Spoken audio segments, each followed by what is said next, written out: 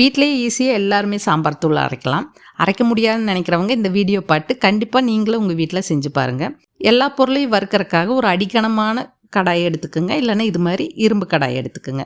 100 gram மல்லியை போட்டு ஒரு 2 நிமிஷம் மல்லி நல்லா சூடானதுக்கப்புறமா எடுத்துடலாம். 2 டேபிள் ஸ்பூன் அளவு கடலைப்பருப்பு நல்லா கலர் மாற வரைக்கும் வறுத்து எடுத்துக்கலாம்.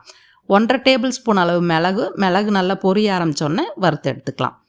2 டேபிள் ஸ்பூன் அளவு ஜீரகத்தை சேர்த்து ஜீரகத்தையும் நல்லா வறுத்து எடுத்துட்டு 1/2 டேபிள் ஸ்பூன் அளவு வெந்தயம் நல்லா கலர் மாதிரி வரணும். அப்போ தான் நல்லா மணமாக இருக்கும் சாம்பார்.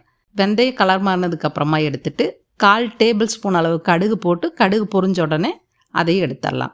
100 கிராம் காஞ்ச மிளகாய். நீங்கள் சாம்பார் தூள் அரைக்கிறதுக்கு ஒரு நாள் முன்னாடியே இந்த மிளகாயை காய வச்சு எடுத்துட்டிங்கன்னா அரைக்கிறதுக்கு கொஞ்சம் ஈஸியாக இருக்கும். மிளகாயோட கொஞ்சமாக உப்பு சேர்த்து ஒரு 2-3 நிமிஷம் இந்த மிளகாயை நல்லா வறுத்து எடுத்துக்கலாம். இந்த சாம்பார் தூளுக்கு 2 துண்டு கட்டி பெருங்காயம் சேர்த்து கொஞ்சமாக எண்ணெய் விட்டு பொரிய விட்டு எடுத்துக்கிறேன். உங்ககிட்ட கட்டி பெருங்காயம் இல்லைன்னா பெருங்காயத்தூள் கூட பொடி அரைச்சிட்டு சேர்த்துக்கோங்க. சாம்பார் தூளுக்கு நிறைய கருவேப்பிலை போட்டு செய்யுங்க, ரொம்பவே நல்லாயிருக்கும்.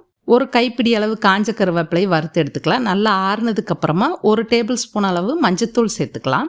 நல்லா ஆறுனதுக்கப்புறமா முதல்ல மிக்சி ஜாரில் மிளகாயை போட்டு பொடிச்சு எடுத்துட்டு அப்புறமா மல்லியை சேர்த்து அரைச்சி இது மாதிரி சளிச்சு எடுத்துருங்க. சளிச்செடுத்ததுக்கப்புறமா மீதி இருக்க திப்பியோடு சேர்த்து திரும்ப இருக்க மல்லியும் சேர்த்து அரைச்சி சளிச்செடுத்துருங்க. சளிச்செடுத்த சாம்பார் தூளை மிக்சியில் போட்டு மொத்தமாக அரைச்செடுத்தோன்னா நல்லா மிக்ஸ் ஆகி கலந்து சாம்பார் தூள் ரெடி ஆயிடும். கண்டிப்பாக ட்ரை பண்ணி பாருங்கள் எல்லாருமே.